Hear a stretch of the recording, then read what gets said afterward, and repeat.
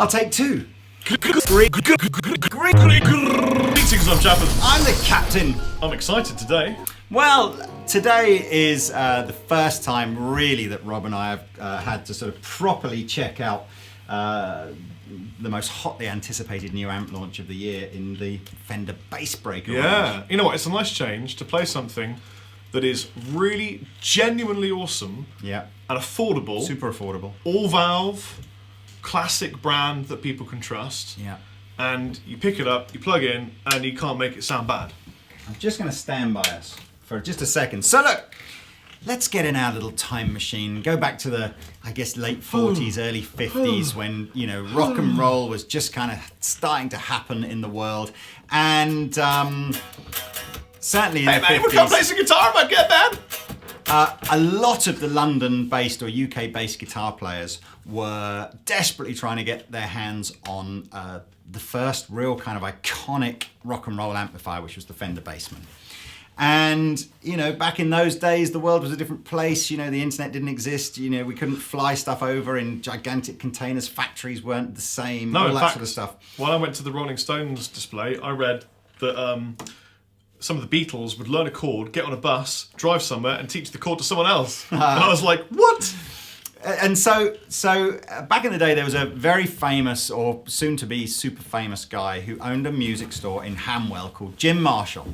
And Jim Marshall was had loads of cool customers, you know, all the kind of up-and-coming kind of guys. Pete Townsend was probably the most famous one. He couldn't get enough of these Fender Bassman kind of amplifiers, so he asked his amp repair guy to essentially try and, you know, rip one off. You know,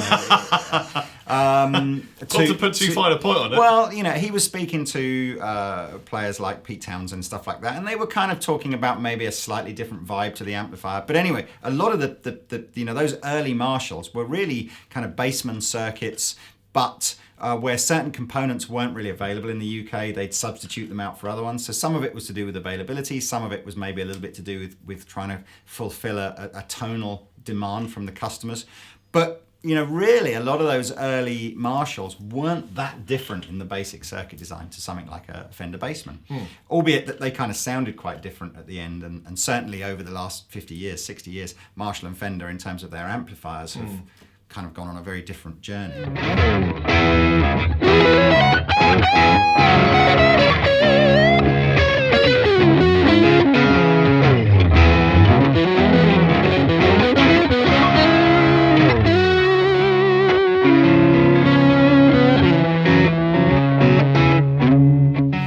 So Bassbreaker is one of those wonderful stories that Rob and I like to talk about. The sort of the, you know, the what if, you know, what if Fender had just, that's what the Fender guy was saying, is that, you know, all the guys that Leo Fender was talking to about building amps were the country dudes of the time. Yeah, so they wanted that clean tone, they wanted the headroom, that kind of a vibe and tone on an amplifier. But what if they've been talking to rock guys? Yeah, so all the guys that Jim Marshall was talking to were kind of that up-and-coming blues rock scene in the UK.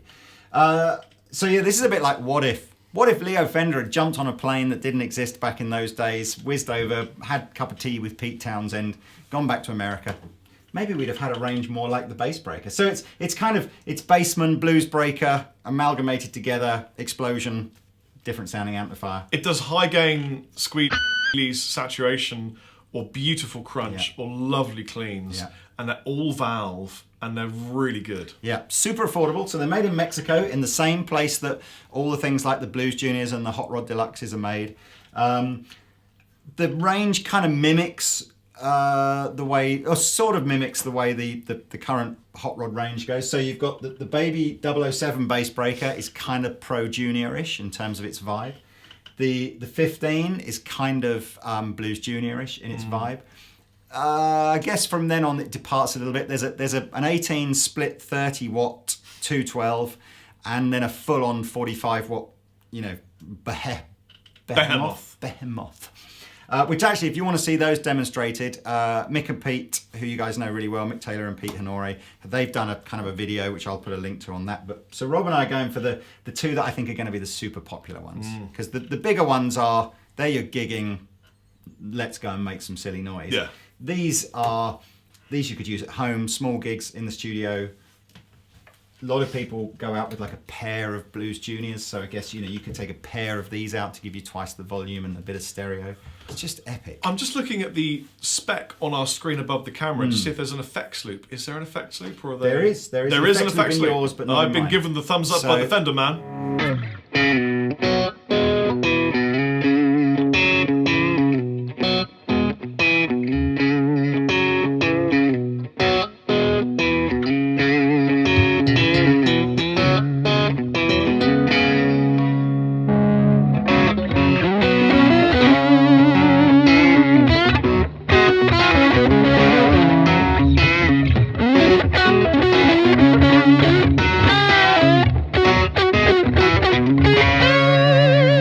So the little 007, I'm going to start with mine because this is sort of simple, super simple.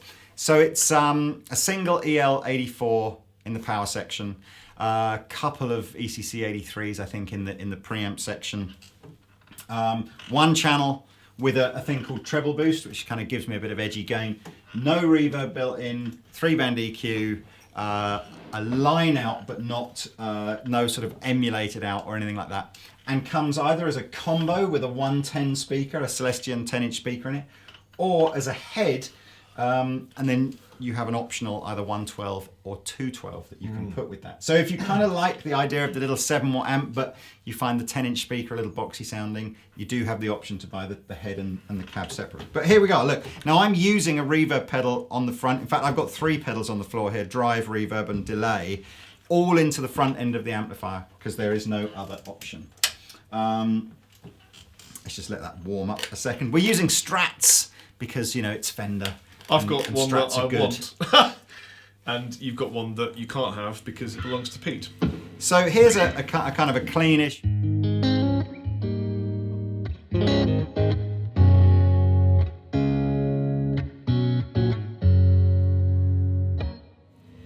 Again, being critical immediately, because I want to kind of get the criticism out the way and then focus on the good stuff. That's the very low power, into a smaller speaker does. A little bit kind of rumbly on the bass end. Some people like that.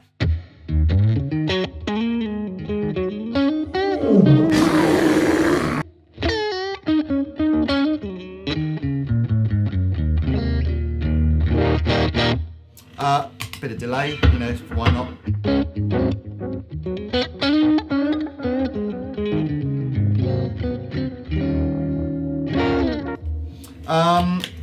I can engage the treble boost, gives me a little bit more.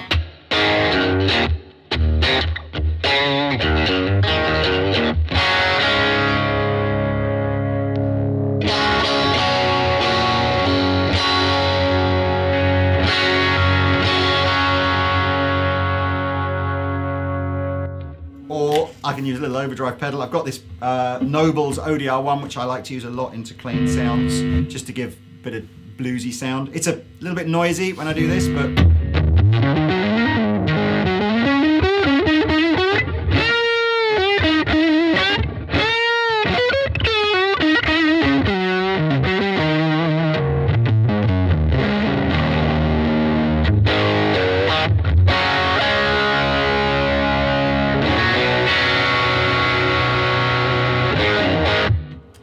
Oh man! I mean, I think one of the reasons that in the hot rod range, the Pro Junior, most people go for the Blues Junior over the Pro Junior, is it's kind of got that driven, small, I'm about to explode kind of Fender Well, you're really valve pushing sound. that one valve very hard, aren't you? So it doesn't do that iconic, big, spanky clean tone.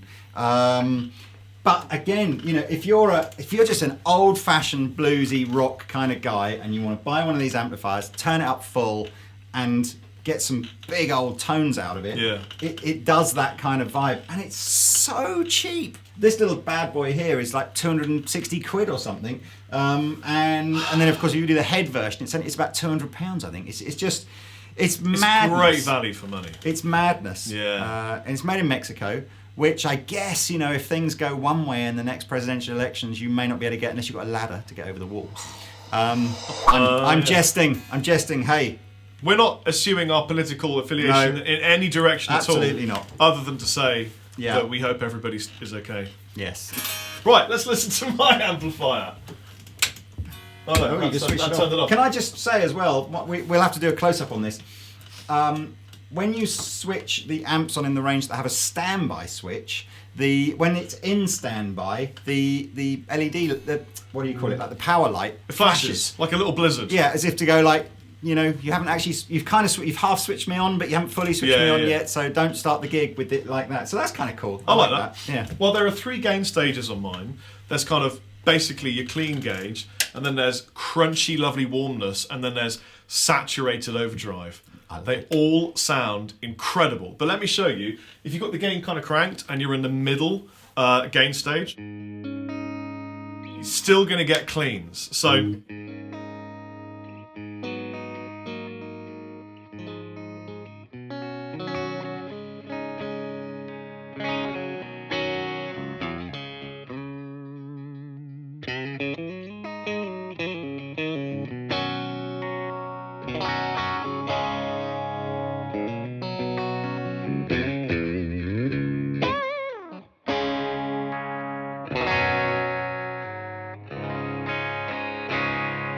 if I begin to wind it up, Great. yeah.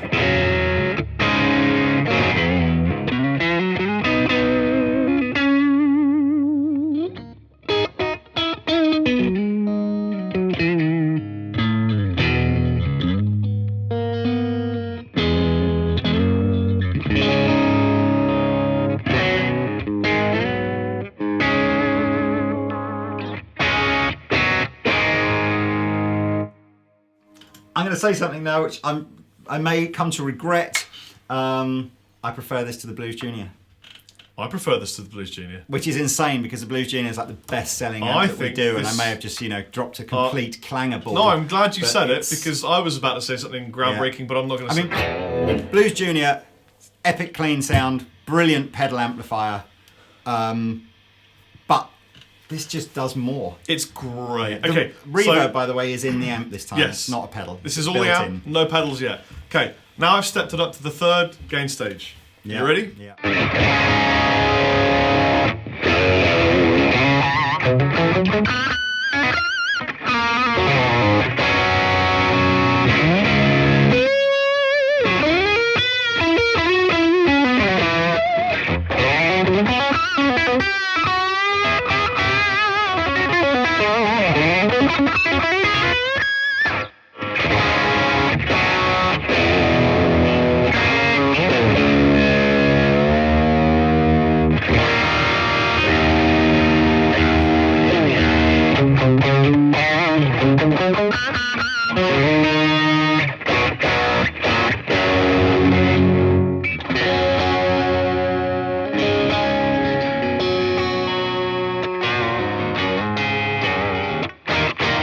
I'm out of tune, Something's but out of tune here. just great sounds. That's no distortion pedal going in there. That's literally just the amplifier. And the only other thing that it does, which has been a constant criticism of the Blues Junior, is the volume works in a much more sort of graded, what do you call it, like sort of linear or whatever, a much smoother gradient. So, Blues Junior, the criticism is often the volume's all the way off, and then it's like there's a kind of a tiny bit where you get this like kind of Wasp in a Jam Jar tune, and then you like another 1/4 millimeter on, and it's like, oh, it's actually almost too loud to use at home now. Whereas the volume on this is like, it's all the way off, and then there's a good few millimeters of usable home volume, and Now, that sounds great. Since this is maybe what Fender would have done if Marshall didn't do what they did to a Fender, Yeah. I think we should whack that Les Paul through. I completely agree with you. In fact, I couldn't agree more with you. In But fact, I agree with you so much. But I'm also gonna write take a that book straight about away it. from me.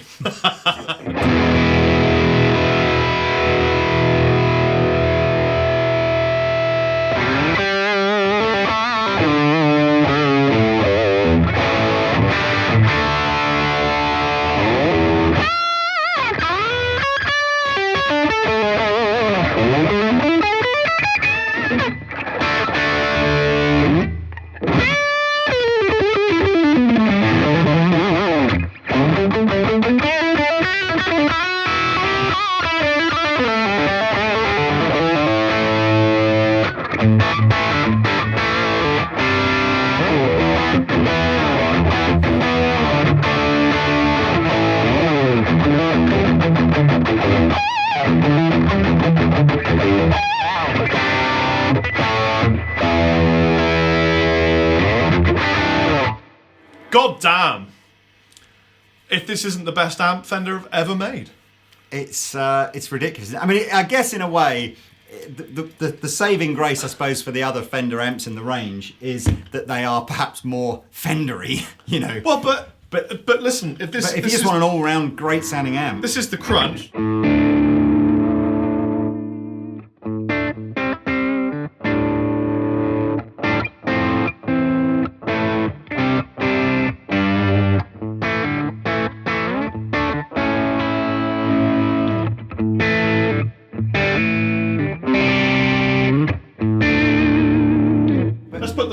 I was saying, but if you're like a country or a jazz player or whatever, you wouldn't use that kind of tone. Nah.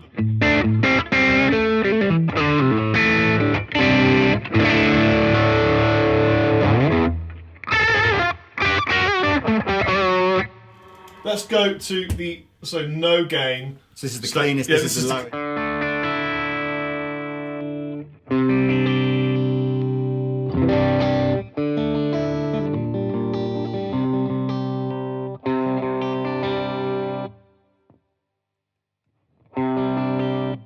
You haven't got the tone slightly rolled down any of those? No, all the tones on.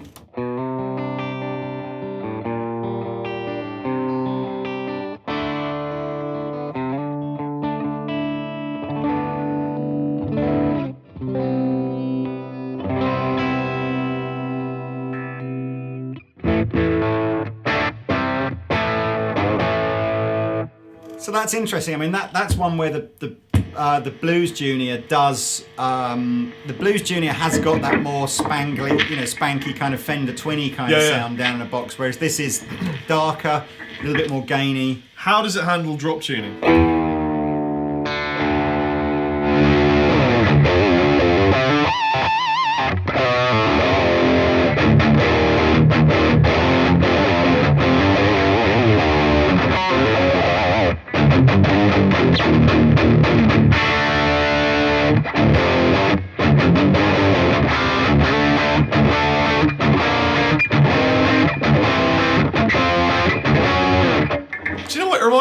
It reminds me of Betancourt's tone in Porno Graffiti when he's using a rat to drive Fender Twins. Right. Is what I think he was using. Well, I was just about to say, I don't think it's still not a metal amplifier, but it's a proper rock amplifier. Oh, it really is. Absolutely.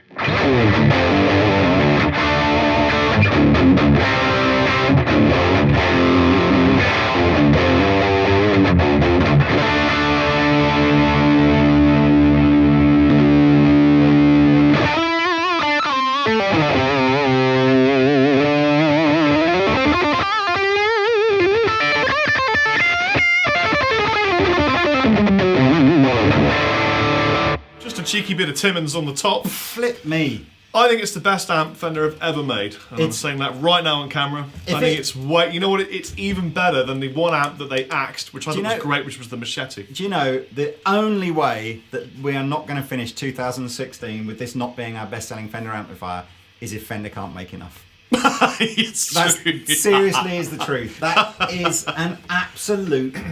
monster. Yeah, that is. Visually speaking as well, I think some of the early photography didn't do it justice. This is a proper tweed covering. You know, it's that beautiful textured tweed covering, but it's a grey tweed rather than the sort of yellowy browny kind of. But that's good because you know what? Tweed. It's kind of genre non-specific. Yeah. Because you look at that and you don't go, that's not a metal or a rock amp. You don't go, it's not a country amp. Yeah. It's just a Fender amp, and it fits into. Do you know what? I'm not entirely sure as well that Bassbreaker is my favourite name. You're looking for negative things now, aren't you? Well, trying to. I just want to be. I'd love to own this amplifier, you know, but I don't want to fanboy out over it. It's just such a great sounding amp. I'm happy to fanboy. I'm just going to be honest. I think it's the best amp Fender have made. For me, it's just got great crunchy tones, brilliant lead tones. The clean tones are great. I think it's really. We haven't told people how much it is. So this again, right? So two cool things. So it's £450. Great. As a combo, very much a similar price to a Blues Junior. Now, the one thing that Fender have never done, and for years people have been going, "Why Fender? Why?" is they've never made a head version of the Blues Junior. But they have put that right with the Bassbreaker 15, because there is a head version of that. Is there a 50-watt one? Well, there's a 212 which you can split between 18 watts and 30 watts. And then there's a 45 watt 212. Right. So Is there a 45 watt head? There is a 45 watt head. They do the whole range as either a head or a combo. God damn. Yeah, so the head version of this is $369, so it's about £80 less than the combo. Right. And then you get the option of using it either with a 112 or a 212 matching Bassbreaker cab, or you might have your own cab, I don't know. So the 45 watt one, I've done clinics where we have an artist turns up to do a clinic, and there'll be 250 people in the audience in a big, relatively big, like a school hall type environment. And we've got a big PA out, ready to mic up whatever amp it is that they put in with a full band, and they turn up with a Fender Bassman, and you just go, there really was absolutely no point bringing the PA. The Fender Bassman will be on like number 2. Fender Bassman absolutely was designed back in the day where people needed to play to 2,000 people. Yeah, there was no PA. And there was no, or the PA couldn't handle the guitar. It's a lunatically loud amplifier. Yeah. The 1830 is, more of a usable gigging amplifier, I suppose. This is so many people I know gig with Blues Juniors. Jeff Beck, for example. Yeah. You see him on the TV, Blues Junior. He's going to be all over this. Oh, You're all going to be all over this. I'm going to be all over this. Great.